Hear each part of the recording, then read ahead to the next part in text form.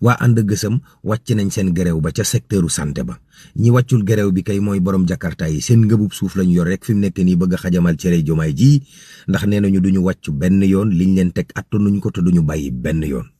walay ndeysaan.